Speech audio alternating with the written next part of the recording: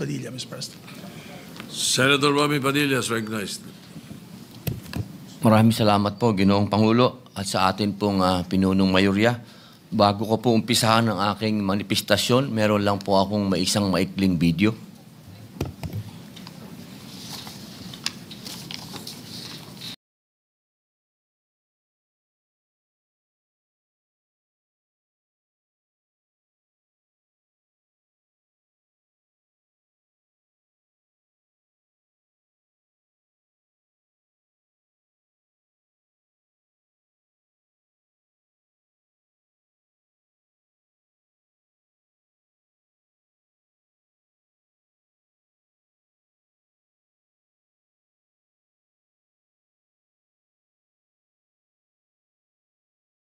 Today, acting on an arrest warrant issued by the International Criminal Court. Now, the ICC alleges Duterte committed crimes against humanity in his brutal crackdown on drugs that killed. I have seen him, and he's okay, but he's so thin, skin and bones. Former president's team sought an indefinite suspension, stating that Duterte is supposedly not fit to stand trial.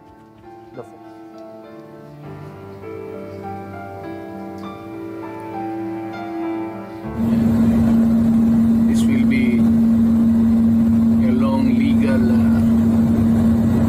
proceedings. But I say to you, I will continue to serve my country at so be it. Kung ganun na, destiny ko.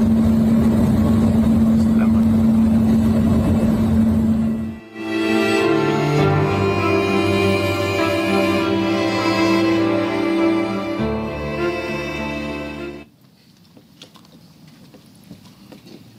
Ginoong Pangulo, February 25, 1986 po, nang kinidnap si Pangulong Ferdinand Marcos Sr.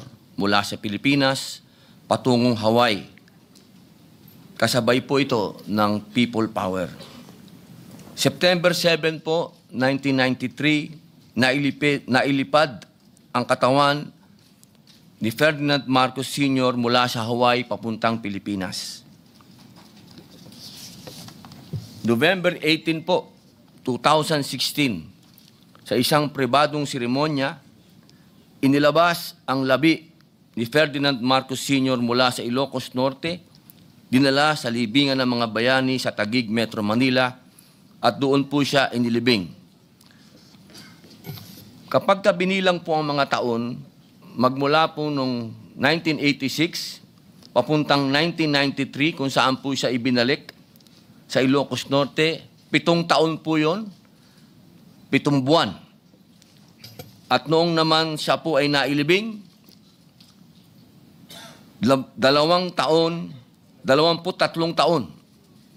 Ang suma total po, ang ating pong kababayan, ang Pilipinas po ay naghinagpis ng mahigit na 30 taon.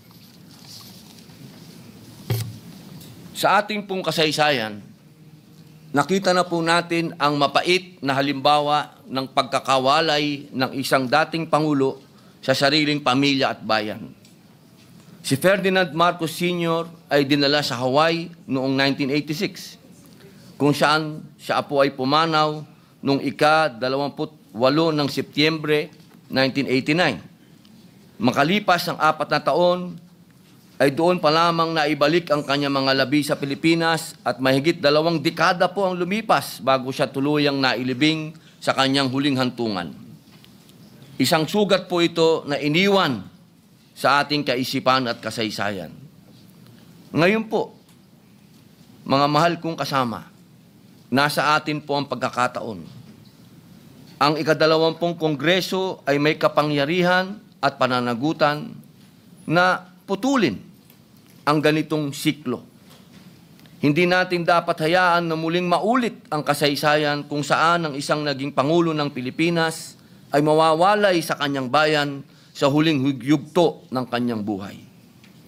Ginoong Pangulo, ang pagbabalik po kay dating Pangulong Duterte ay hindi maituturing na isang simpleng usapin.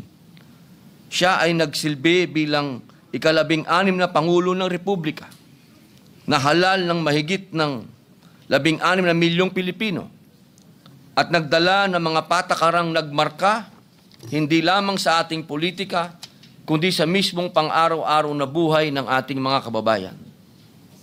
Maaari po, magkakaiba tayo ng pananaw tungkol sa kanyang mga pulisiya, lalo na po sa kanyang kampanya laban sa illegal na droga at sa kanyang estilo ng pamamahala. He ruled with an iron fist, ika nga.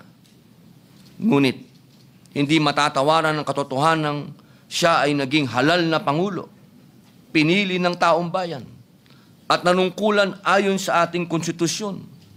Kung meron mang pananagutan, dapat itong harapin dito mismo sa ating sariling bayan, sa ilalim ng ating batas, at hindi sa hukuman ng mga banyaga. Ito ay usapin ng katarungan at kasarinlan. Hindi ba po dapat nararapat lamang na sa sarili niyang bayan siya humarap sa anumang akusasyon, usapin o paglilitis? Sapagkat kung sa ibang bansa siya mapipilitang manatili, hindi ba't para nating ipinahihiwatig na kulang ang ating sistemang panghukuman, na hindi na ito kayang papanagutin o ipagtanggol maging ang isa sa pinakamataas na pinuno ng Republika? Higit po sa lahat, ito po ay usapin ng pambansang dangal ng pagkakaisa. Sa pagbabalik ng dating Pangulong Duterte, ipinamamalas po natin na ang Pilipinas ay hindi nagtatakwil sa sarili nitong anak, lalo ng isang naging pinuno ng bayan. Pinipili natin ang katarungan kaysa sa kapritsyo ng iilan. Ang pagkakaisa ay dapat po nating yakapin, hindi ang hidwaan.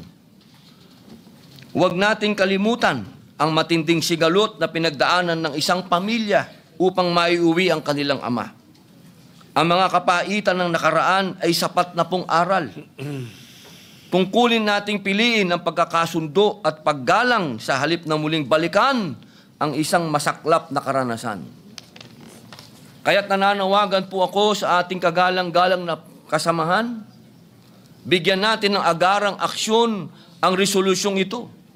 Senate Resolution number 18. Ipakita po natin na ang Kongresong handang magpatunay na tayo ay magbubukas ng bagong landas tungo sa mas nagkakaisang kinabukasan. Hayaan natin ang kasaysayan ang magsabi na sa ilalim ng ika-20 Kongreso, si dating Pangulong Rodrigo Roa Duterte ay naibalik, muling nakaharap sa kanyang bayan, at dito rin nagwakas ang kanyang paglalakbay. Mga mahal kong kasama, ito po ang pagkakataon na wag nating palagpasin na tayo po dito sa bulwagang ito ang naging susi upang magkaroon ng pagkakaisa sa bayan natin. Tayo po ang magsilbi. Sa atin nag-umpisa ang tunay na reconciliation. Dito po sa lugar na ito. Yun lamang po, Ginoong Pangulo.